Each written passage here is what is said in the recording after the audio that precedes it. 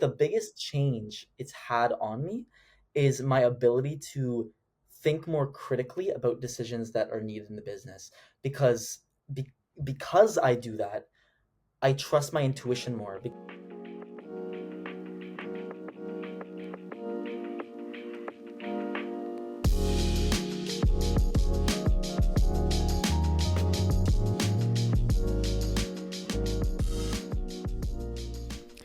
Hello, friends, and welcome back to the show.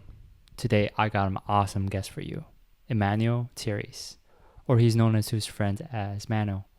He's a serial entrepreneur, one of the hosts of the Embodiment podcast, the head of marketing at Onecliq, and he's a guy who's just as passionate about content as he is about all things spiritual.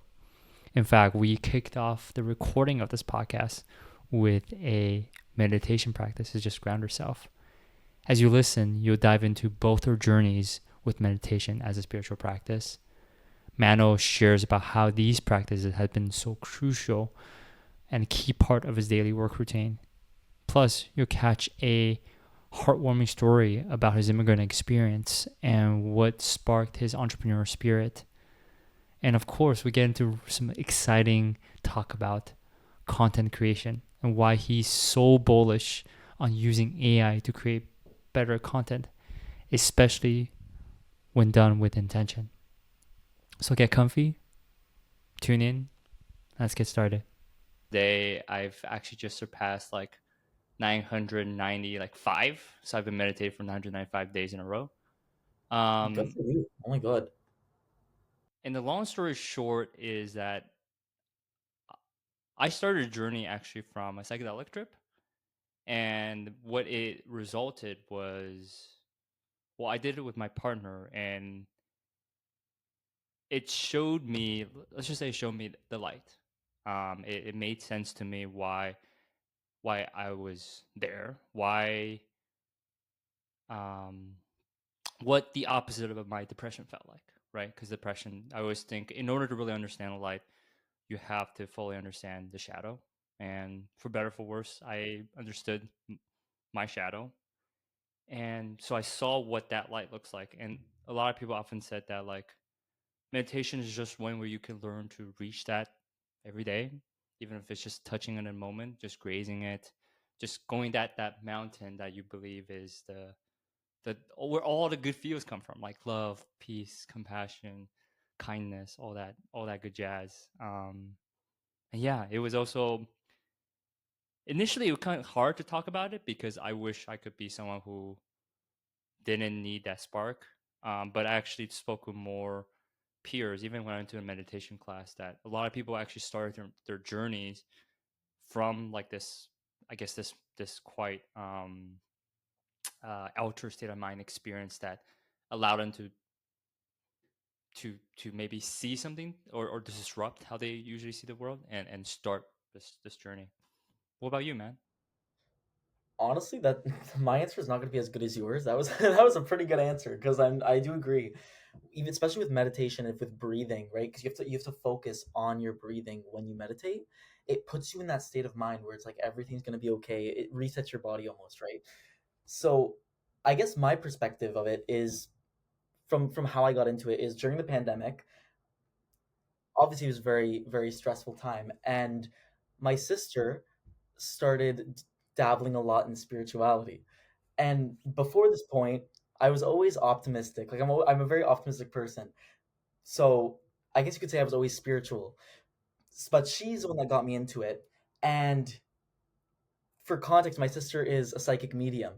So so then because of that, she was like, Mano, you need to do this, you need to get on this, you need to do these taxes. She guides me through what I need to do. Sometimes I'm like, I'm feeling stressed today. It's like, don't worry, light some incense, put on some meditation music, relax, and get through it like that way. And so that's what I do now.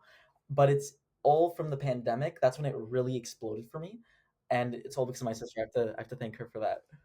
Yeah, that's amazing. I love your sister for starting that. But what was it that allow you to hear it and want to practice it, right? Because it's one thing, especially with siblings, is one thing we're like, hey, you should check this out, you should do this. They're it's easy to have aversion to that, be like, okay, okay, I'll figure it out. So what, not only did she say those things to you, but it was also resonant with you immediately that you were able to, I guess, integrate in your own daily practice. How did that happen? So it's funnily enough, when she told me originally, Yeah. like, you need to start doing meditation, you start, I was like, okay, okay. Like, I was brushing it off. I was like, yeah, yeah, I'll do it. I'll do it. Yeah. And then at some point during the quarantine, I saw she'd like do it regularly. She'd go in her room, she'd meditate, and she'd come down and she'd look like she was relaxed, like she was in a better headspace. And I was like, what did you do? And she told me, she's like, I meditated. And I was like, hey, you know what? Next time you meditate, let me meditate with you because I want to get in on it and I want to see how that works. So then I sat in one with her and I did it. And afterwards I was like, why have I not been doing this like regularly? This is amazing. This is such a great practice, especially for your mental health, especially when you're running businesses and you're trying to grow everything all at once and there's 50 different stresses all in from every direction coming at you. It lets you reset a bit and be like, "Okay, let me look at this objectively now that I have this fresh mindset." Yeah. Dude, that's amazing. And what I love about that story is something that I'm learning, especially when it comes to spirituality, in terms of like how I could bring that to people, which is that key aspect we just talked about, which is not to preach about it, not to pitch, not to sell. But what your sister did was she just did. She did it. She she was able to do it, show example of how it feels like, because she just came out of meditation. She's like, oh, I feel good, and this is what I'm feeling, right? And just shining her light. And what you notice, you caught him because you're a brother. You're like, whoa, something just happened, right? You notice like a subtle shift. Reminded me of like when I first started meditating. I also didn't know what is like the core benefits, right? I knew the scientific studies around like, oh, clarity, you feel more energetic. Those are things that, yeah, I was obviously intrigued about, but I didn't know, I couldn't comprehend what the compounding effects of it would be. And I just remember, okay, I'm a habits guy. So I'm like, I'll just do it every day before I drink a cup of water. It took like day 100 something when my partner just like kind of turned around to me and said like, hey babe, I've noticed you've been more patient lately. And that just blew my mind. I was like, I didn't realize that happened, because meditation is not like you can look in the mirror and you said like a, No. you don't see like a mental six pack, you don't Yeah. know. Yeah. So what? It's Yeah, so interesting.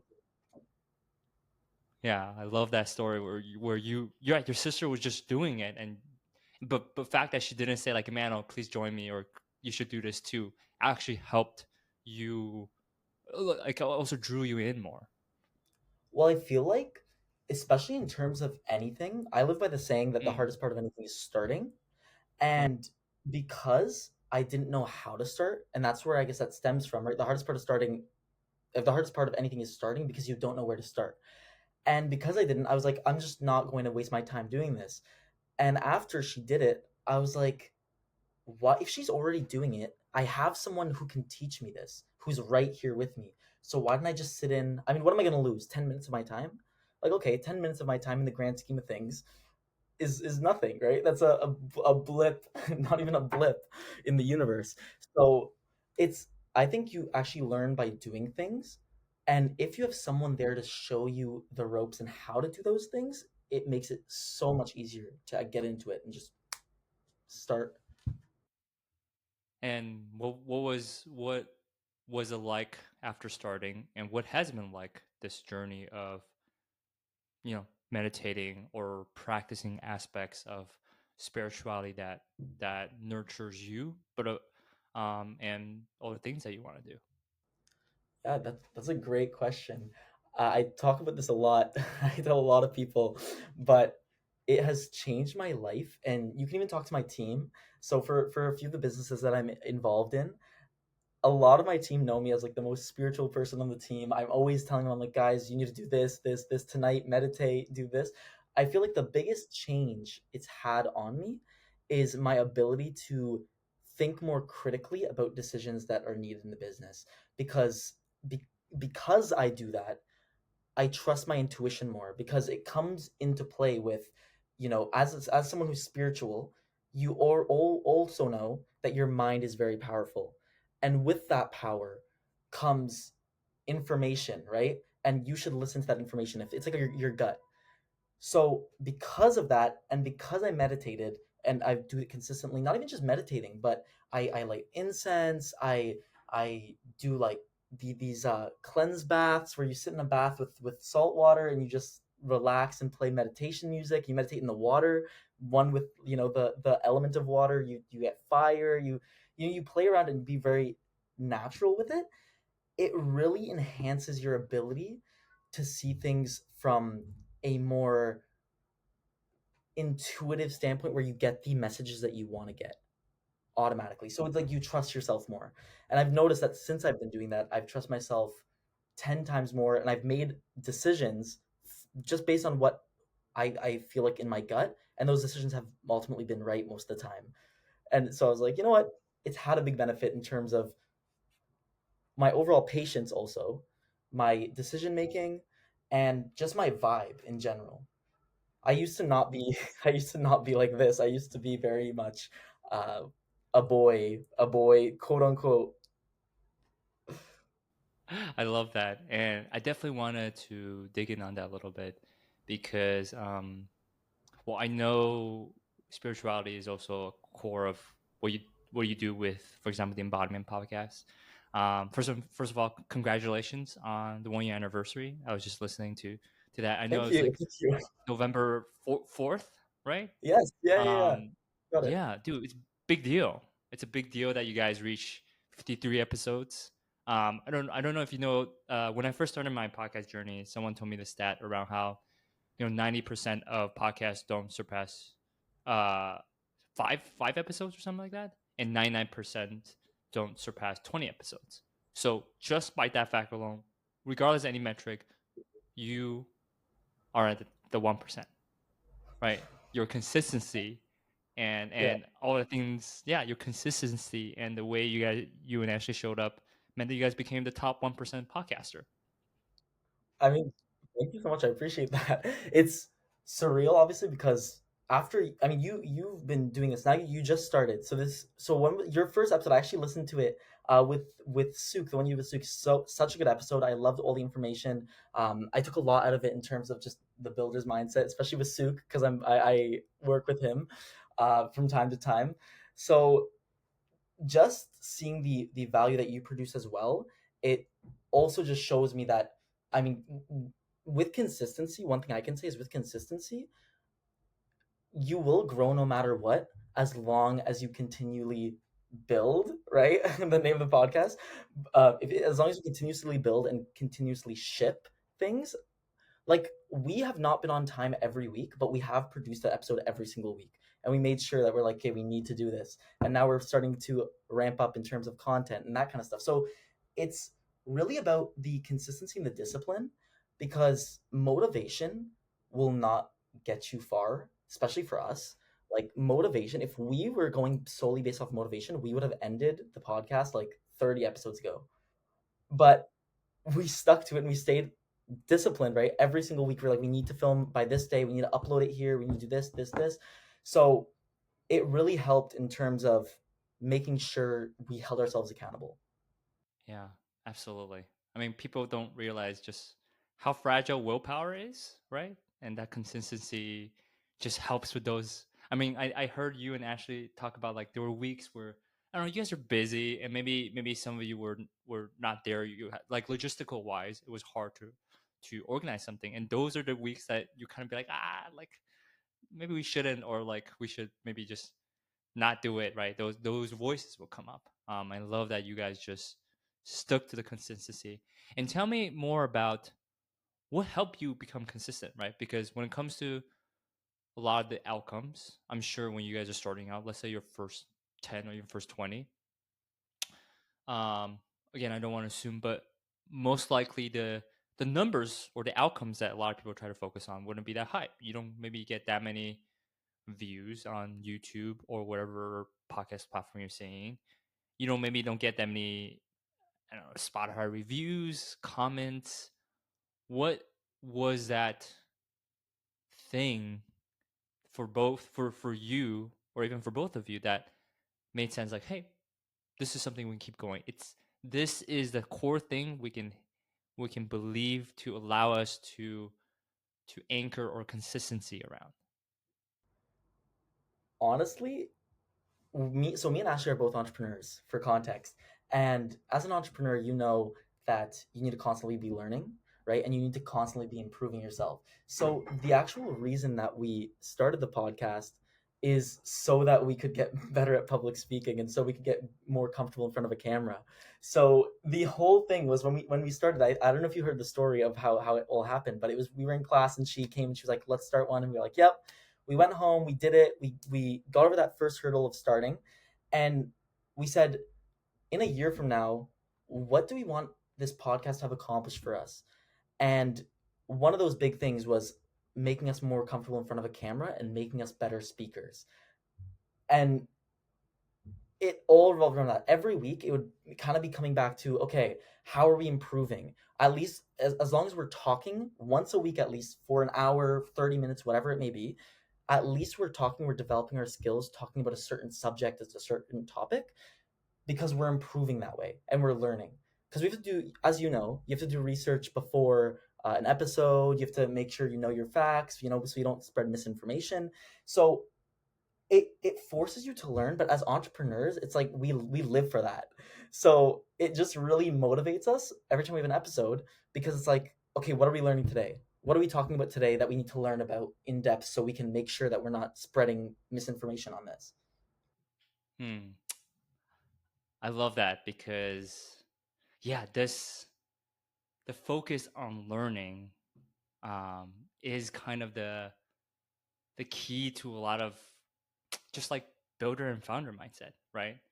Because um well, in my experience being a founder, and I've only really started this in the past 3 years. It was also pandemic prompted. Losing a job in the midst of pandemic was the wildfire that made me reevaluate a lot of things. Um, and looking back, what really helps it going is like, can I learn each day, each week, each month, even though it doesn't translate to the things I used to find more comfort in, which is maybe a reliable paycheck, right? Um, so for you, you mentioned a lot about being optimistic, right? And I can even sense and hear that from you. Where would you say that? Where does that optimism come from? And also, I'm curious, like, what was your childhood like? Yeah, so great question. A lot of people ask me that too. They always like, you're so optimistic. How do you have energy for this? Like, how do you do this? And I was just like, you know what? I don't know, because I love what I do. And because I love what I do, I love every moment. It doesn't feel like work. And you've probably heard that a million times from other people, but because it doesn't feel like work, it's easier to be optimistic about what I'm doing. And I guess looking back at my childhood, my parents were both very much hard workers.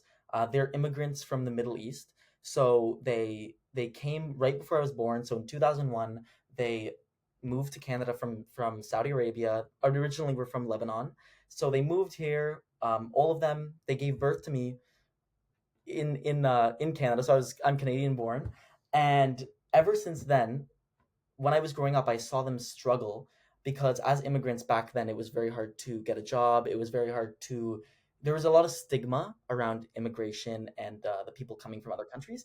So it was very hard to watch them struggle. And no matter what, I remember both my parents were always, they always remained optimistic in every situation. They're like, you know what, whatever, it's fine, as long, and they always said, Mano, as long as you work hard and you stay persistent, you will get what you want. And so it was drilled into me from that young age. And eventually, obviously, they got jobs. They were able, but that's because their optimism paid off, and because they wouldn't stop. They kept on looking. They were like, no matter if one door closes, we're gonna open another door, and if another door closes, we're gonna open a window, right? We're gonna get in any means that we can.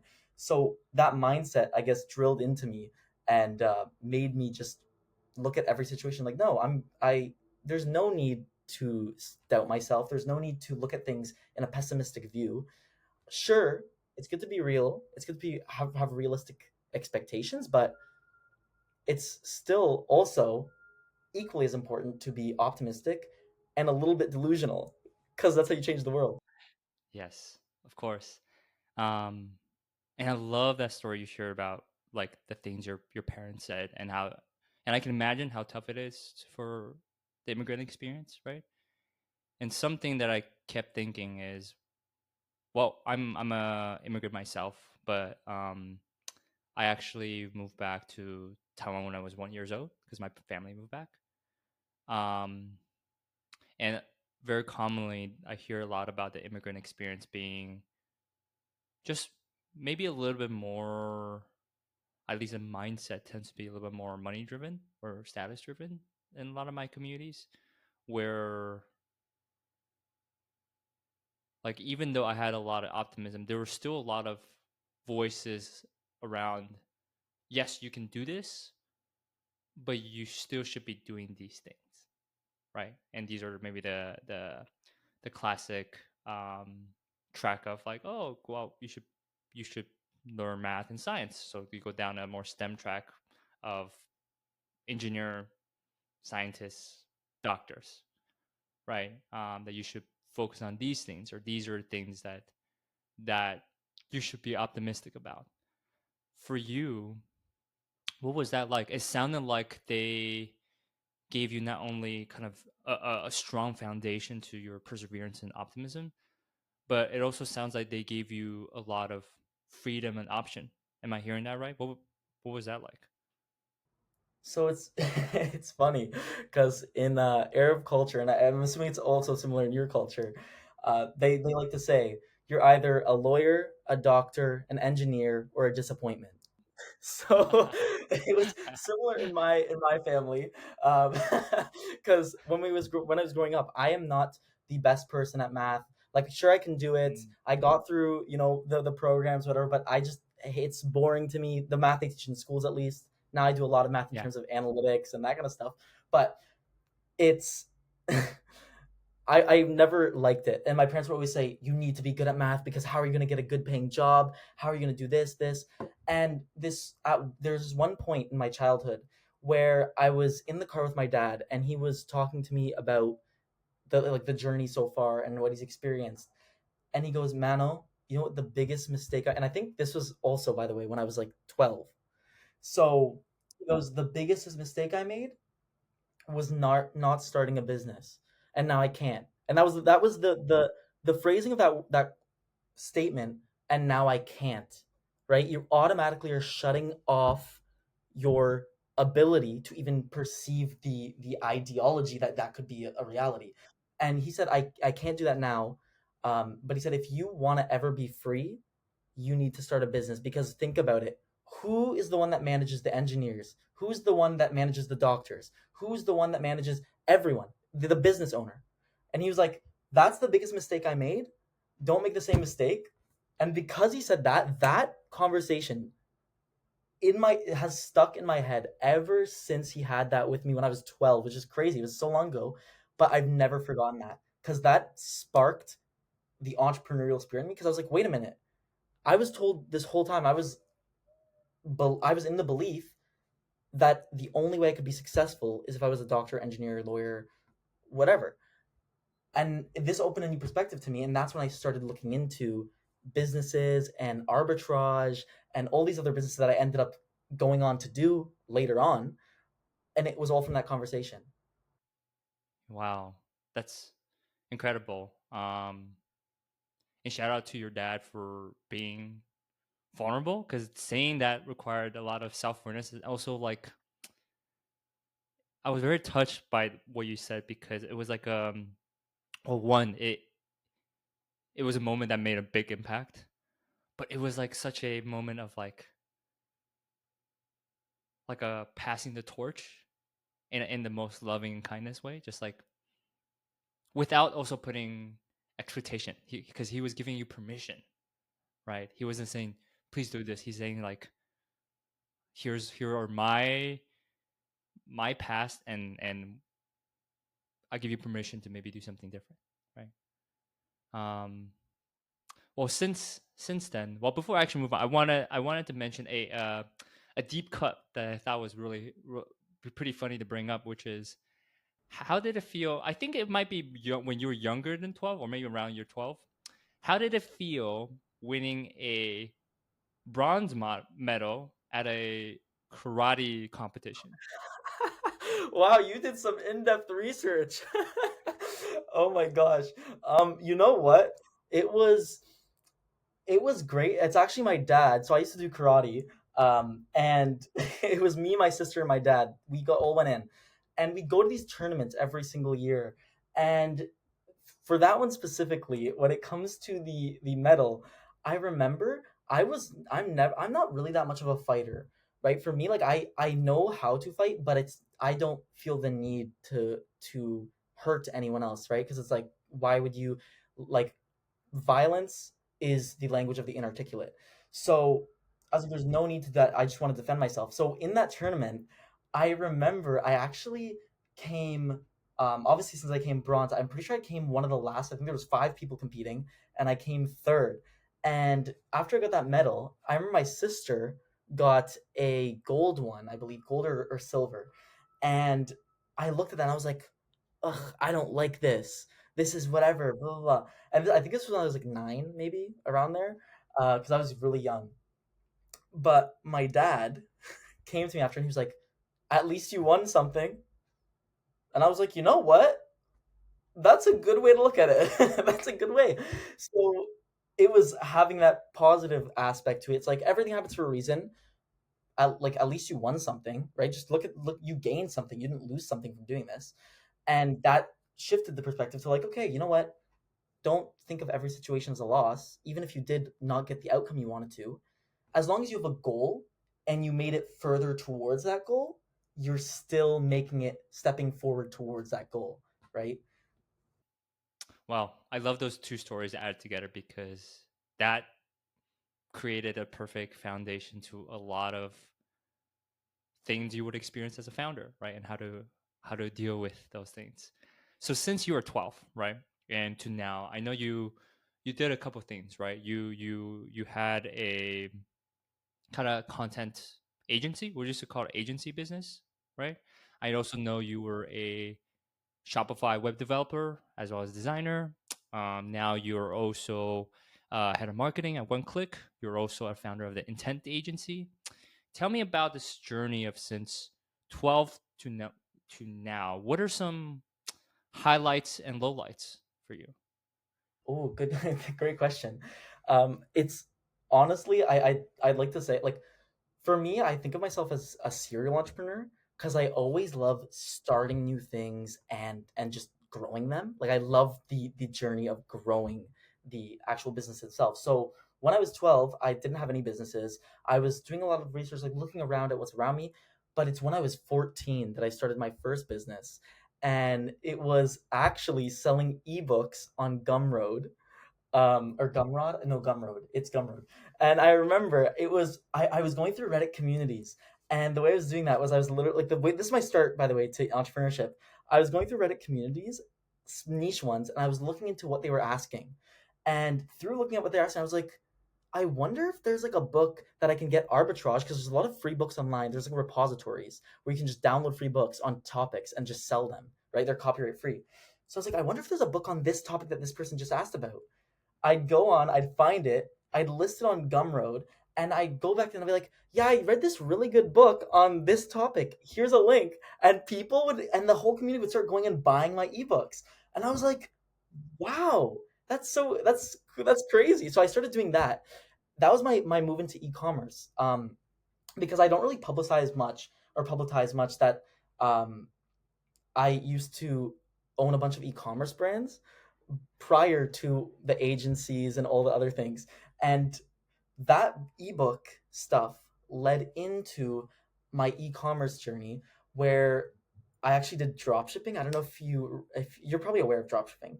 Okay, yeah. So I had a lot of brands, drop shipping brands, and I remember my first website was horrible. And this period of my life was important because it led to like everything else I'm doing. but my first website was horrendous.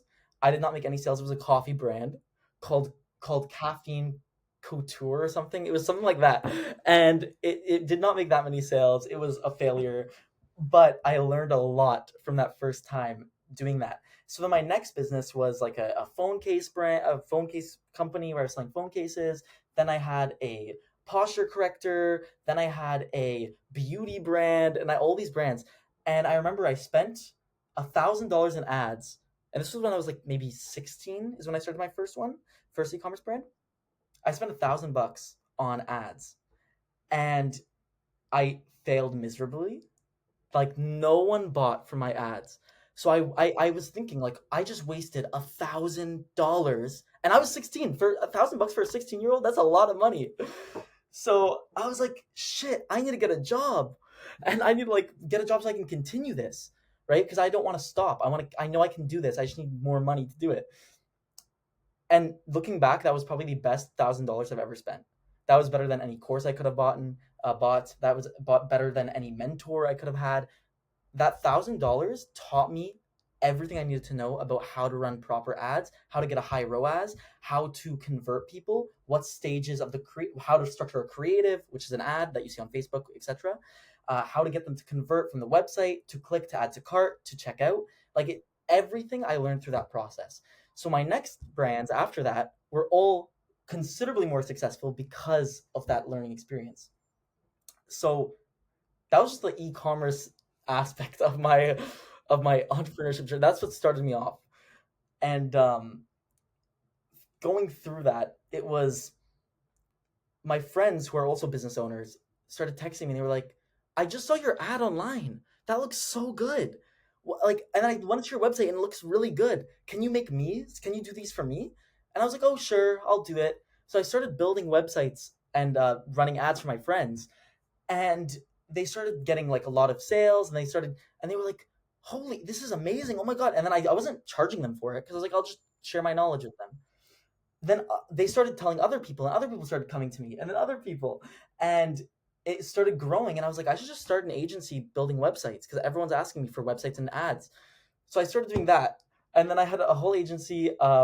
At the time, it was called Saga Bear, and then I met up with one of my friends who was actually through the startup that I work with now, um, and we decided to co-join and do it together. And then after that, I decided I wanted to pivot more into the content creation side of things, which is why I started Intent the agency, and basically building out our clients' content ecosystem, because content is going to be the biggest thing in the world. Everyone's going to be a content creator. There's not going to be anyone who does not either consume content or produce content. Like it's going to be everyone in the world. So it was like an opportunity where like let's go dive into that. And yeah, there's a bunch of other things. Like I started a food blog and I started like so many different things. But and the podcast obviously but I guess my biggest learning grows and glows is always pivot and never get stuck on the same thing. Because if I were to get stuck on the same types of ads I was running, the same methods I was using, the same everything I was doing, if I just made my website the same, didn't want to learn, I would not have made any progress. It's about learning consistently, really consuming every piece of knowledge that you can, and you could do that as easily as going through YouTube. Like I learned everything I know about e-commerce. I did not pay for one course. I learned it all from doing it and from YouTube. Like constantly watching YouTube videos my whole day. If I was not working on the business, which if you ask my family, I was literally on my computer from maybe 7 a.m. to 2 a.m. every day, like nonstop. It was unhealthy, but it was either when I was even eating lunch, I was using that time to watch YouTube videos on how to increase your conversion funnel, how to make your product pages better, how to take better product images. Like it was everything, and it was just because I was so fascinated by everything I was doing, and I was so engulfed that I was like, I need to know as much as possible. I need to be like the best at this, which drove me to do that. And I guess my what I'd say is one of my biggest. learning experiences from this is don't take other people's words for face value at face value, and mainly customers, because customers will tell you one thing and they'll say they want to buy they love the product, whatever, and then they just never buy it because they were just trying to be nice to you, right? So also do customer discovery. Big part of it is doing talking to the customer. Any problem in your business can be solved in two ways.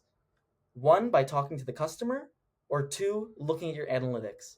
That's it. Look your data, analytics data, whatever. Those are the two ways you can solve any problem in your business, in my opinion. I love that. Wow, there's so many.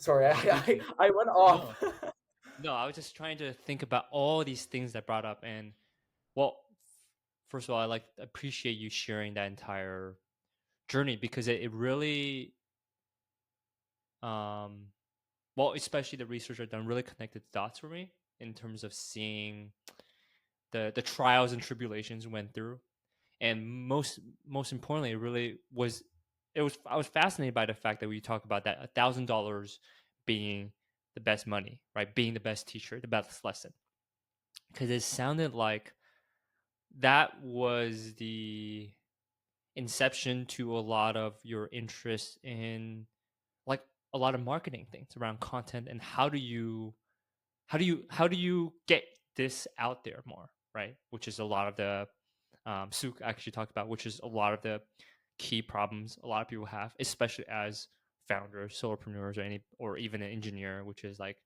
I have a thing now. How do I get more people to one, see it, two, really get what I'm trying to sell or convey or a thing that I built, and how do you do it in a way that makes them excited and makes them pay for it, right? That's the last part is kind of the a lot of times the hard part. um and I love the story about, yeah, that obsession you talked about, where what I'm sure one of the reasons why you were just like from 7 a.m., you said 7 a.m. to 10 p.m. To 2 tonight. a.m. Wow, 2 a.m., so you were just on there the whole day. All day. Like I did not sleep. I would wake up. I'd sleep like 5 hours every night, which was not healthy. That I don't recommend that. Yeah, but I can also imagine because it was like bringing you, it was joyful, it was really fun for you. You're like, whoa, there's so many things to figure out. um so now as you're it seems like a lot of things you're now focused on is more marketing and content focused. Well, since that $1,000 spent, why why do you feel like, let me think about how to frame this question actually.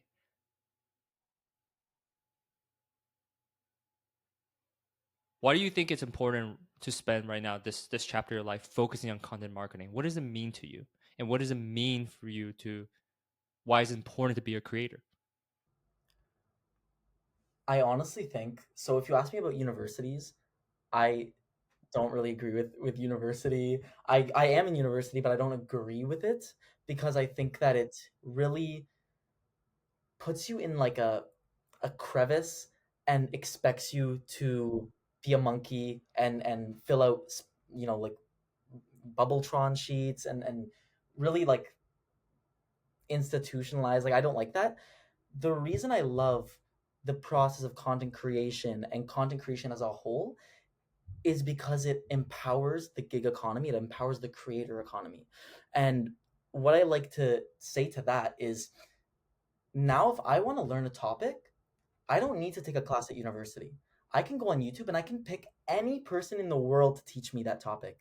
If I like someone who has a different style of teaching, I get to pick them. I'm like, hey, I'm going to learn from you. That I picked you. In university, you can't do that. In education, you can't do that. So content really opens up the amount of opportunities and the amount of ways that you can learn, right? So it really helps knowledge mobilization. And because of that, right now I obviously have a very all my whole life is content because I do the podcast, I have the food vlog, I have Onecliq, I have like everything I do is content. I even produce my own content. So because of seeing it through that lens of what I already do on a daily basis, it just shows me how important it is and how helpful it is for other people to be able to consume content from anyone they want and learn whatever they want at their point of need instead of having to wait for every Tuesday at 5 p.m. to go to class and learn about, it's like, no, you don't need to do that anymore. You can learn it. If I wanted to learn about e-commerce right now, about conversion rates, I could just search it up right now and learn. So it's really just the fact that content opens up the entire world and allows every single person to be on an equal playing field in terms of what knowledge they have access to, because not everyone can afford university and education as a whole, right? I love that. Sorry, did It I answer actually your made me question? think of, yeah, it does. Okay. It actually made me think about earlier. You were talking a little about math, right? Being not a math person, and I immediately was thinking about it because I resonate with that. Or you said about how math was taught, right? And it made me think about there's an essay called the Mathematician's Lament. Have you heard of it? I've not Um, actually. I will link it in the bio, but I also send it to you. Um, but the whole spiel was this mathematician's talking about how he was the entire short story or essay was him lamenting that like how the way math taught is boring as hell, basically, right? It's like, why are you guys teaching like that? Math is supposed to be fun. And when I was reading that, I was thinking like, oh my gosh, this entire like decades of my life, I've told myself I'm not good at math. Like that's just not meant to be. I have voices of my dad who says like, oh, like I'll go to him at 10 p.m. try to get help from a math homework. He's like, how can you not get this? But it was like the first time I had to reframe it. I was like, oh, it was. I wish there was. But sure, I'm not gonna put the responsibility on the teacher. I wish I could have find some content that could make me excited about aspects of math and made me approach it in a different way, right? Which is why what everything you just said resonate with me. Now you talk a lot about the let's just say the consumption side, how content is incredibly powerful because it allows us and anybody with whatever background to have access to potential knowledge and content that could um, help them learn, grow, or even start new things that could help transform their lives. But you also mentioned earlier about how you really believe that everybody can be a creator, or everybody is a potential content creator. What do you mean by that? For a listener who I don't know is maybe working at a 9 to 5 job, who does maybe look at YouTube or Instagram videos, what does it mean for that person that they can also be a content creator? Yes, that's a great question. And I think the best way to answer it is every single person in the entire world has a different specialty. You know more than me in some, like, I'm assuming you probably know more about development than I do, right? Because I'm not very much a technical coder. That's content you can create. There's always niches that every person, I guarantee every person has something they're passionate about, not only passionate, but they're knowledgeable on.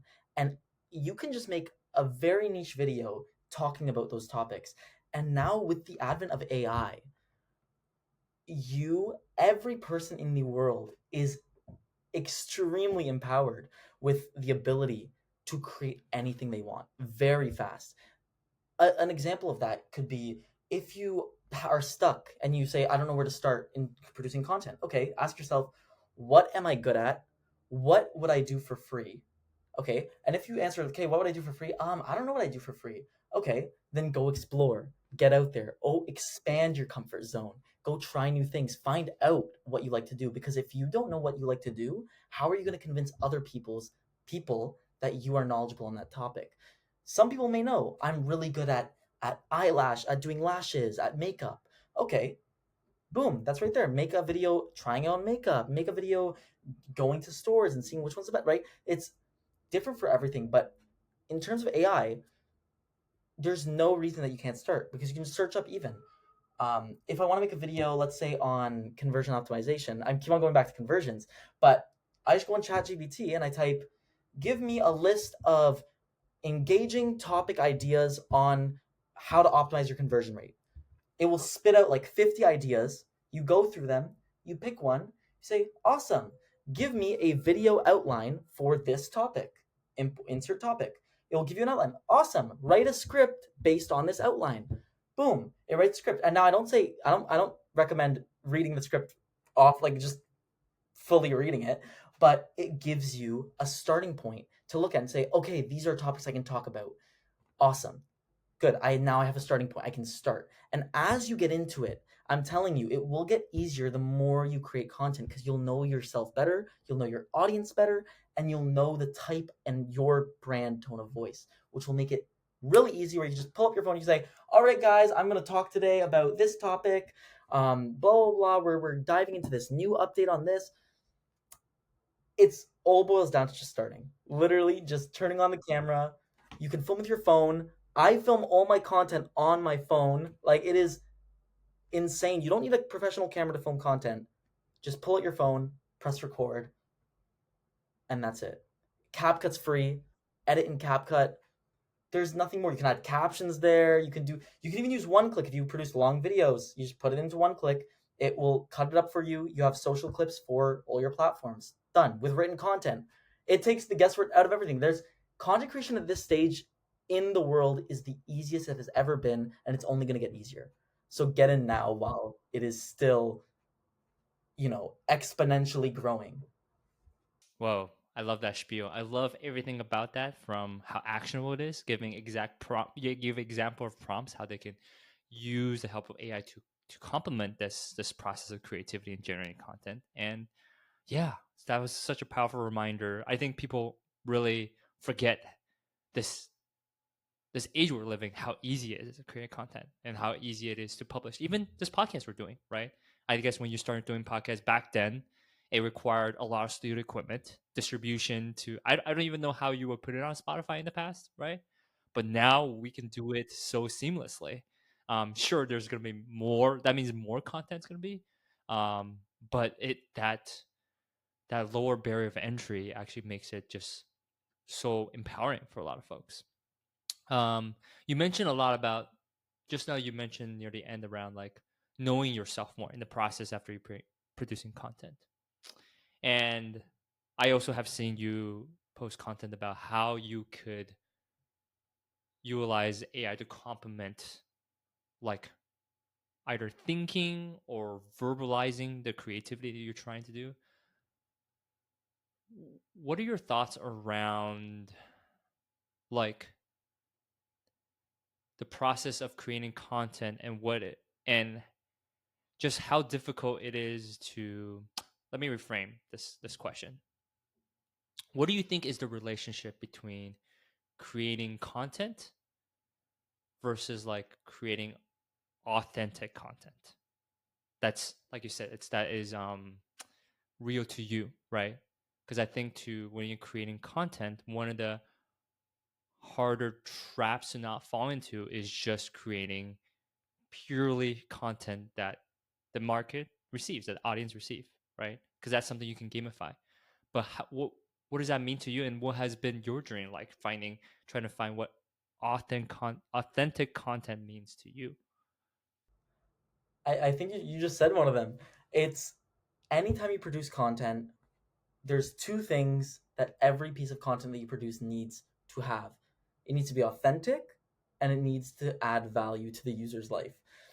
I think one of the big things that stops people from producing good content or that doesn't work and they're like, this doesn't work, you're a liar, blah, blah, blah, whatever, is because most people don't have specific target personas, right? A lot of people I talk to, I do a lot of content strategy, so I'm like, okay, so who's your target persona? Who are you trying to speak to? And they're like, oh, everyone who produces content. No, no, no. There are hundreds of millions of those people in the world. How are you going to target them?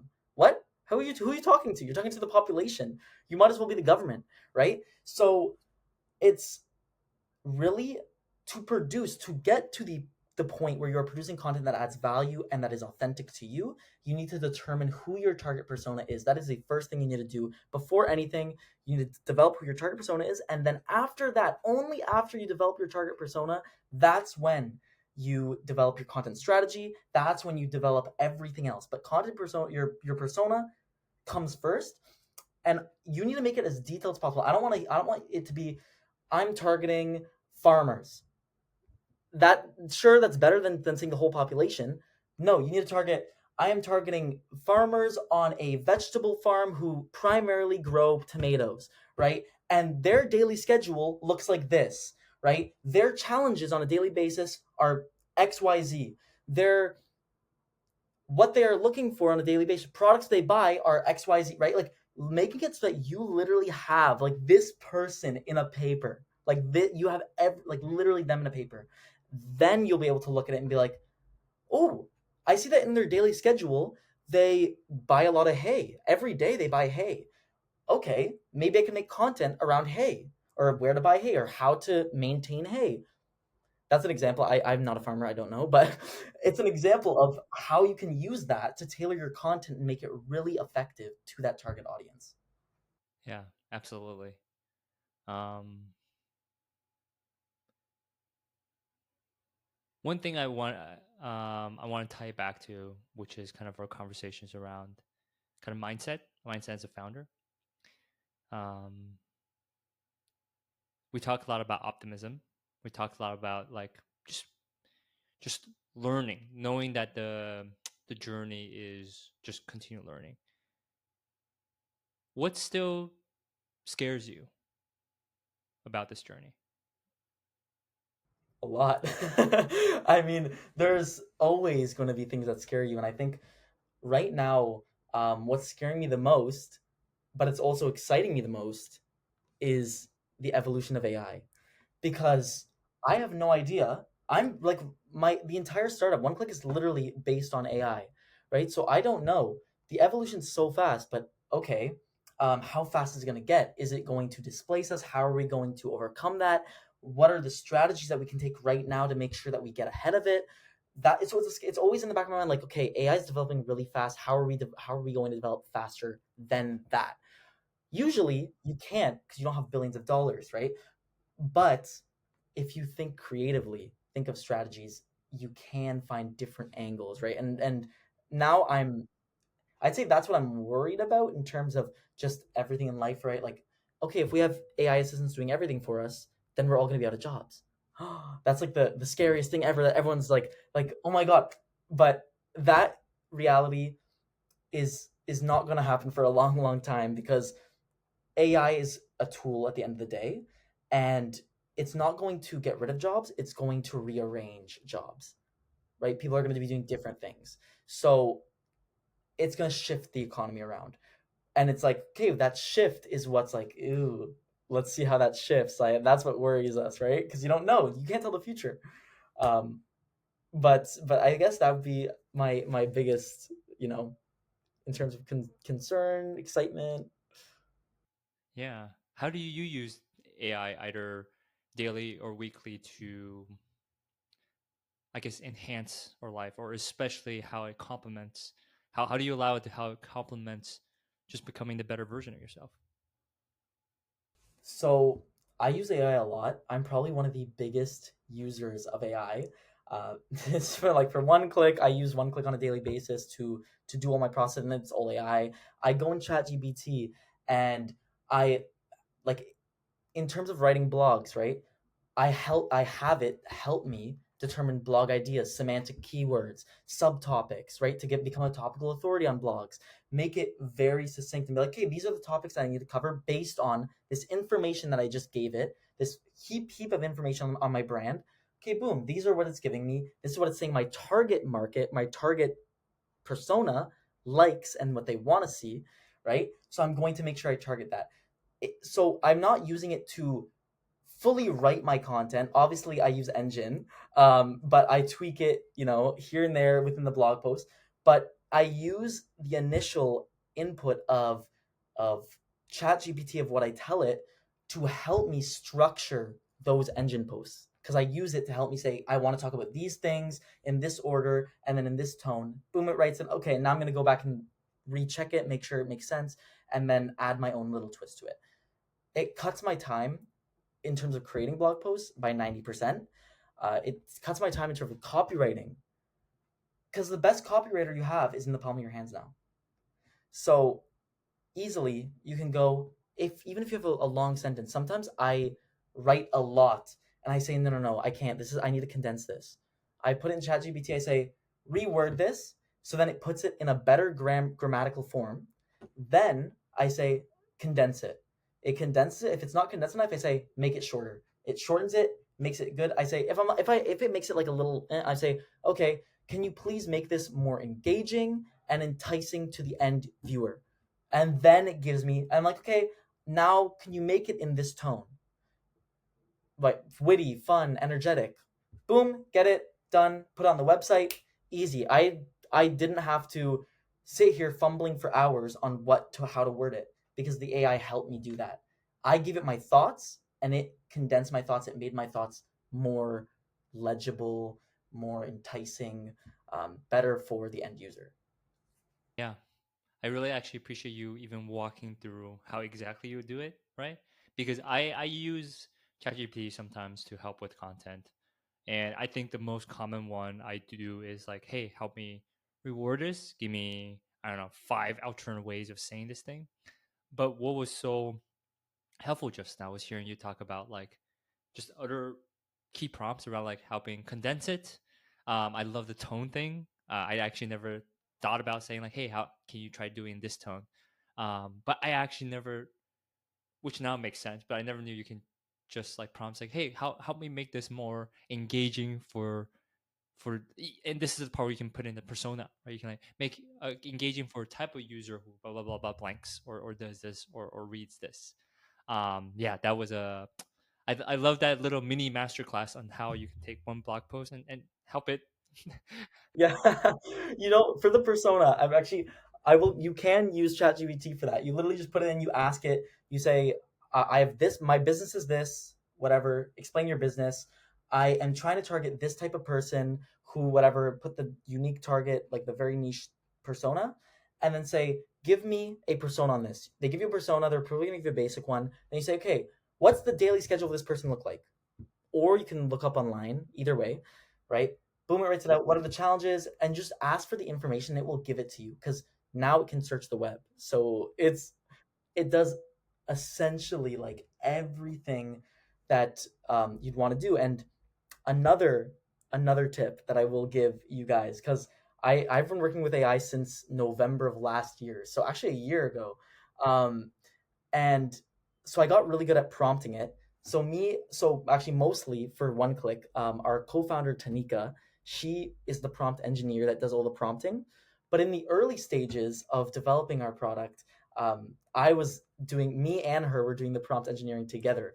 So I learned a lot in terms of engineering prompts and wording them in a way that makes it so the output is as best as possible. And one of those tips that I will give you is create role setting prompts. And what a role setting prompt is giving the AI a role like you give it in like you give an actor, right? I would like you to act as if you are an expert marketer with 10 years of experience. You have worked at these publications and you have an in-depth knowledge on this topic. Blah blah blah blah blah blah blah. Right? Some of my role setting prompts are like more than 3 pages long. Like they're huge because I give it so much detail. I'm like, this is the tone of voice you need to be doing. You need to be portraying. This is the style. This is the structure. This is, and here are some examples of how you should, like do that, right? And so making it very very specific and making sure that every single word inside of your prompt is carefully thought of because it's a language model. It analyzes each word and pieces it together, right? So if you say don't, it doesn't understand don't in the context of the whole sentence. It just understands the word don't, right? So it's structuring it in a way where it's like, okay, I'm not going to use the word don't. I'm going to word another way where it still gives it the same meaning but doesn't say something like a negative connotation because it usually just doesn't, it ignores it. when you get say like don't use this, right? Wow, that what do you call that again? Role. What did Rule you call setting it? prompts. Role setting prompts. Wow, I think I've seen that done before, um, and I think I've literally copy and pasted his role setting prompt, but yeah, it never really dawned on me how powerful that is, and especially when you spend the time, like you said, to like really design that role that really fits what you're trying to say, and ever since you said it, you can reuse it multiple times, right, for different scenarios and different kind of content, right? Oh yeah. Oh yeah, Oh 100%. wow, Sometimes I'll even, you know what I'll do? After I created the first one, yeah, this is actually a life hack I did, but after I created the yeah. first gigantic prompt, I put it back into ChatGPT, the whole prompt, and I said, I put it in quotations because you have to make sure that GPT knows that it's the quotated text, right? So you put like two quotations or three quotations on each side to show it that it's actually like a quote. And then I put tailor the following prompt to this use case. So it tailors it completely to a whole other use case, and I just reuse it. Boom. But like I'll say, like for example, if it's like a SEO expert prompt, I'll say tailor this prompt to a marketing and innovation expert like Seth Godin, whatever. It will go through. It will create it exactly like that. I can even say tailor this prompt to take or to target the like what literally any example of again back to the farmer, a farmer, right? Like it's you could do anything, but after you create that first prompt, just put it back in and say tailor this to blank, and it will do it for you. Wow, that's incredible. I am still processing a lot of this because I've just noticed that like, well, when you mentioned about the fear, um, I think I have a lot of that too, which is why I feel like the honest truth is that I've feel like so far with how I interact with AI, especially with ChatGPT, feels like dipping my toes in it, and especially when it's like really helpful. But I don't think I fully swam or even deep dive into it, right? Because there is just a lot of fear. And in fact, it reminded me of something I read by this author, Ted Chiang. He wrote like science fiction, but he wrote something about how maybe the fear around AI maybe perhaps isn't exactly the fear around the technology, but perhaps it relates to the fear of like capitalism. And to me, that resonates with me, which is what's scary to me is how AI could be used by certain players or companies or industries that could also complement a lot of very capitalistic intentions. Um, yeah, sometimes that scares the heck out of me. But your optimism and the way you describe everything has just I've noticed it lights a positive flame in me. I'm like, ooh, there's so much on tap, especially as a solopreneur, that I am inspired to dive in more. Well, again, I love the fact that you view it in that perspective because a lot of people look at AI and they say, "No, I don't need to know that. It's a fad." Which, by the way, guys, come on. This is equivalent or even greater to the industrial revolution at this stage, and when quantum computing gets involved, it's going to be even bigger. So I'd say if you want to get ahead of the curve, and that's a completely understandable fear that you have, because you know you never know, right? Everything is going to be used by people in different ways, but that's why it's so important to learn how to use this technology, because if they do that, at least you know the technology and you're like, hey, actually I can build something now too, and I can do this and I can take advantage of this in my own way, right? So knowledge is power, and as long as you're continuously learning, right, adopting the technology, you will be ahead of the curve. So, I mean, anyone even listening, everyone who's scared of AI, I'd say jump into it. Just literally jump into it, start playing around with it, because it's going to be the future. And the people who know how to utilize this technology are the ones who are going to make it the farthest ahead. So make sure you're on top of the technology and how it works. and just use it. Why wouldn't you use it? It's like a personal assistant. Yeah, I love that. Usually I like to leave the listeners something that they can take away, like a call to action. I feel like we just got that. I feel like you we got that punchline, and I love it because you have inspired me, and whoever, if you're a listener, I hope you can hear the amount of passion that Mano has exhibit around this, and I myself feel absolutely inspired and really appreciate, yeah, all the energy you brought to the table today. You for having me on in the first place. I'm so glad to have been one of the first guests on your podcast. I can't wait to see how far it grows and how big it's gonna get, because I just love the content. I feel like it's so packed with value. So I'm great work so far. You're doing so good. Thank you, man, and I can't wait to see your continuous journey. I it's so cool to see you doing the embodiment podcast and all the content you're doing, because I just want to remind you, by doing things like this, even someone like me who's just starting out, seeing people doing that, especially in content where I feel is really also a value, impactful, and inspiring, it also makes me feel so sane. So I also want to thank you for doing that and for being just an amazing guest today. I feel like we this is the first time I started out my podcast in ways I didn't expect. It just came so naturally. We were talking about meditation, about spirituality, and it felt like the perfect way. I just felt so comfortable, and I hope you did too. I did. I loved it. I really do appreciate everything also, especially the breathing exercise at the beginning really puts you into a good state of mind before, jumping in. So no, I think I love that. Yeah, I'm so glad. Well, Mano, thank you so much for being here. Yeah, and hope to seeing more of you. And I will be, every time I'm writing those role setting prompts, every time I'm using AI more, I'll be thinking about you. I'll be thinking about how you've pushed me to do more there. Amazing. Okay, well, I mean, if you ever need any help, you can always text me. You can always email me, whatever you want. I'm always open to going again, like getting on another call with you and going through process if you'd like. So it's always open book of knowledge if you'd like. Thank you. I appreciate it so much. And I hope you enjoy the rest of your day, man. You as well. Thank you for tuning into the show.